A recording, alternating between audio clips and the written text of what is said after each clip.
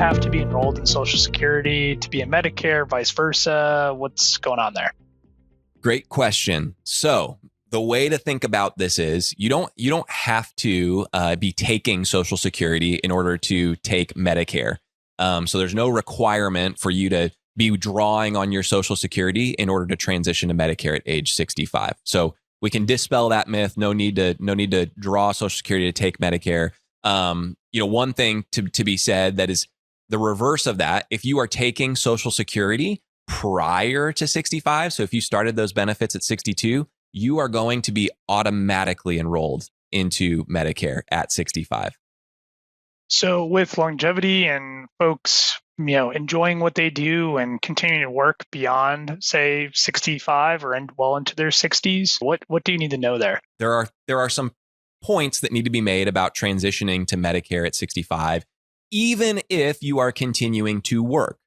So there's a couple of things. So if someone is continuing to work, let's think about it this way. If someone's continuing to work and they want to keep their employer coverage through their job, they can do so long as their employer has more than 20 employees, right? There's some numbers there. If they have less than 20 employees, you are required to take Medicare, right? So less than 20 employees, you're required to take Medicare. Now, the reverse of that, if the employer has more than 20 employees, you can definitely stay on your employer plan. If you are continuing to work past 65 and you are keeping your employer coverage, Medicare, you don't have to take Medicare at that stage. You can take Medicare Part A. It'll work in conjunction with your employer coverage. Benefit specialists sometimes within the employer like that because Medicare then will work in coordination with your employer plan. And so that's an important thing to understand. Now, one last caveat that I'm coming into a roundabout way is that if you are continuing to work, your employer has more than 20 employees, you want to stay on your employer health plan. Sometimes, like I mentioned earlier, it's actually more cost effective to just make the full transition to Medicare and leave your employer plan. So there are instances where that makes sense. And so regardless, if you're turning 65 and you don't have access to employer coverage, or you're turning 65 and you do, we always recommend making certain you know what is required of you when it comes to Medicare. Okay. That's, definitely a myth or a topic that comes up a lot. How about married couple? There's an age difference. Yep. One is 65 or approaching 65. The other is decade younger or so. What are the considerations when you have a gap in age between a married couple? We see it all the time, right? So we see it where, very rarely are both couples born on the same day, right? And they're turning 65 on the same day. We have seen it happen where a husband and wife are born on the same day and they turn 65 and it's a real cute, Hallmark story. That doesn't happen 99.9% of the time. So all of that to be said, if someone is making a transition to Medicare, let's say that, let's add one more wrinkle to this and say that the person is still employed, right? So they're 65 and they are still, employed and they are saying, okay, I'm going to continue working past 65. They can still, take those benefits, keep them, given that they have more than 20 employees, can still keep those benefits for their spouse that's younger than them and continue working and keep those benefits. They can take Medicare Part A, et cetera. Now, if they are not working, we just make a transition to Medicare, right? So we'll say, hey, here's your transition to Medicare. We're going to set you up with an Advantage plan or a supplement and Part D coverage, whatever it might be that fits your unique needs. It's a very unique conversation. And then your spouse, we're going to help them with, if they don't have access to employer coverage or whatever it might be, we're going to help them to find, health insurance that meets their unique needs as well. So if someone is, if someone's still working, they can keep their spouse on the employer plan.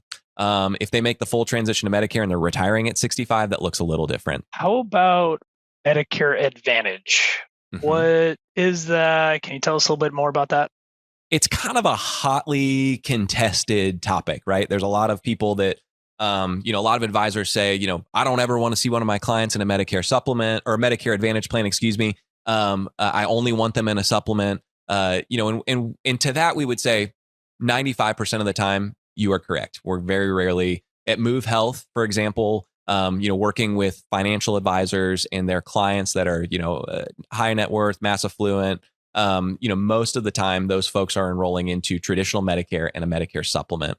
Medicare Advantage, it typically combines Medicare Part A and B, usually combines Part D. It usually has no premium that you pay. The challenge of Medicare Advantage is that you are no longer administrating your own Medicare benefits. You are relinquishing those rights to the Medicare Advantage carrier that you chose.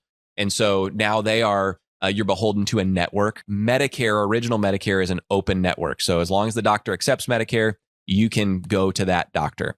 So that would be a good example of this would be like Mayo Clinic, right? Somebody needs a specialist. They want to go to Mayo Clinic. If they've got a traditional Medicare with a Medicare supplement, Mayo Clinic takes Medicare. Guess what? You can go to Mayo Clinic and you're going to be subject to whatever your supplement, the coverage is there.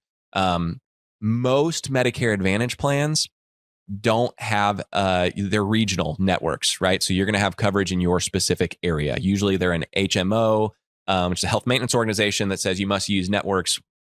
You must use network providers. So you've got to see these specific doctors. Referrals are typically required to specialists, things along those lines. And so traditional Medicare does not have that. Medicare Advantage does have those things. Now, there are particular benefits to Medicare Advantage. The Medicare Advantage side of things, usually they roll in some additional benefits like dental and vision and things along those lines. Once again, it carries zero premium most of the time. So you're only paying your Part B premium. Whereas a Medicare supplement typically carries a premium. There's also typically an out-of-pocket maximum that is associated or costs or deductibles or copays that you have to pay, to get covered services at 100%. And we've seen those go anywhere from $1,000 to, $8,500. And so you're introducing extra cost on top of that. Now, a Medicare supplement, also known as a Medigap plan. So a Medicare supplement is something, as we talked about, Medicare Parts A and B. A is the hospital, B is doctors. It's got that 80% that Medicare pays and then the 20% that Medicare doesn't pay. Well, guess what? That leaves a gap in your coverage. So guess what Medigap does? It fills the 20%.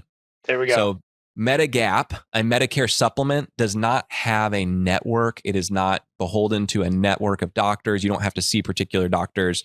And one thing to know about Medigap plans, the one that we see most often folks are enrolling into as they make a transition to Medicare in 2024 is Medicare Supplement Plan G, right? So Medicare supplements, there's a lot of different plan types, and that's important differentiation. Medicare has parts. Medicare supplements have plans. So as you hear, oh, I'm on a Plan A, you go, okay, are you on a Plan A or do you have Medicare Part A? We ask that question a lot, right? And so most of the time we're seeing Medicare Supplement Plan G being enrolled into. And a Medicare Supplement Plan G, regardless of the insurance carrier you choose, is the exact same. Same thing goes for Plan F. You'll hear Plan F thrown around for people that were, Medicare eligible before 2020. There are Medicare supplement plans that go A through M, right? And so, or N, excuse me. And so there's a lot of different options and they all cover things at different rates. But Plan G is the one we see most often. So I'll use that as the example. A Medicare Supplement Plan G, the only thing that you have to pay for covered medical expenses is your Medicare Part B deductible. And so as we begin to think about this, okay, a Medicare supplement, there's no network. It's an open network. If the doctor takes Medicare, you can go there. Medicare, is going to pick up 80%. My Medicare supplement's going to pick up the remainder. I'm only responsible for the Part B deductible, which is $240. So effectively, you have health insurance coverage that has a $240 maximum out of pocket. It does carry a premium monthly, and that can range anywhere from $90 to $300, depending on where you're at in the country, et cetera, when you're turning 65. A Medicare supplement plan is typically going to be your better option from a financial risk perspective. So here's a scenario we encounter sometimes is snowbirds, let's say, probably somewhere cold, and you like to be down in a warmer sun location. I won't say Florida because I know there's Scottsdale too and other lovely places around the US, but what should they consider if they know, like, okay, for a good amount of the year, I'm going to be in a different location away from my primary doctor or Sure. my other medical team?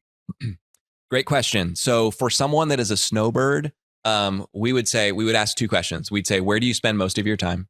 Right. I say we're going to ask a lot of questions, but where do you spend most of your time? And then we're going to ask a couple other follow-up questions around doctors and things along those lines. But the reality of it is we would almost always recommend a Medicare supplement because of the open network, meaning that they can see doctors wherever. So if they've got a doctor that they like to see in New York and a doctor they like to see in Colorado and a doctor they like to see in Texas, as long as those doctors take Medicare, traditional Medicare, guess what? They can go there and their Medicare supplement will pay for and pick up the expenses as well. Now, if someone was in a Medicare Advantage plan, it would be based upon their primary location. So we'll say that their primary location is New York. Their Medicare Advantage plan would be located there. And typically you're going to have a network that says you can only see doctors in the New York area. Plan D, I felt like, is the only one where it actually stands for, sort of the name of the Medicare drug. Yep. And so prescription drug. What if someone is, really healthy, doesn't have any, doesn't take any medications? Should they still enroll in Part D? Part D, you're required to have it. If you don't take Part D, you're going to be assessed a late enrollment penalty up until the date that you do take it. And when you have that late enrollment penalty, you don't pay it one time and it goes away. It sticks around forever, right? And so there are some calculations that change every year on how much that is per month that you don't have it. But we always like to make certain that people have Part D coverage. And all of that to be said, in many areas, there are Part D prescription drug plans that have a $0 premium. They're not crazy expensive. Most of the time, on average, it's less than $15 a month for Part D. And so this is not an expensive part of Medicare. So I've got a list of some Medicare myths and misconceptions. First one, will Medicare provide all the coverage I need? All the coverage you need? Maybe not. But they will provide the coverage that you need. They're going to cover exactly what they say they are going to cover. And so Part A is going to cover your hospital. Part B is going to do exactly what Part B does. And it's going to pick up and take care of doctors, surgeries, labs, things along those lines. There's that 20% gap that is uncapped. And guess what comes in there? Your hero, the Medicare supplement, comes in and picks up that expense. So Medicare will give you very, very good health insurance coverage. Excellent. Okay. Can you go to any doctor? So Medicare Advantage, you're beholden to a provider network. So you're going to be able to see doctors that are within that specific network. If you want to go outside of the network, you're typically just going to be paying full cost. It's not going to be applied to, your plan, your insurance is not going to pay. That would be the Medicare Advantage side of it. If they're on a Medicare, traditional Medicare and Medicare supplement, as long as the doctors take Medicare, they can go see them. So how about a scenario where I have pre-existing conditions? Mm-hmm. I'm, in my mind, I might be uninsurable, or I take a lot of medications. Can Medicare either not accept me, and then further to that, can they kick me off? Traditional Medicare Parts A and B, pre-existing conditions, there are no, you can't be kicked off of them. You can't be kicked off if you get sick. You can't be denied if you are sick when you're turning 65. You can be undergoing active cancer treatment and get traditional Medicare Parts A and B. Same thing goes for Medicare Advantage. Medicare Advantage, there is no underwriting for Medicare Advantage plans, meaning they have to take you regardless of pre-existing conditions. Medicare supplements, and I'm glad you asked this question, Medicare supplements have, when you first become Medicare eligible, a guaranteed issue period, right? And so guaranteed issue is exactly what it sounds like. You can get a Medicare supplement with no health underwriting questions. They're not going to ask you for your height, weight, what drugs you take, anything along those lines. They're going to say, you're within your guaranteed issue period, federally mandated, we have to take you, right? And so that's why it's important to get your decision around Medicare right the first time, because after those 6 months are up, in most states, you don't have an opportunity to enroll into a Medicare supplement plan without going under medical underwriting.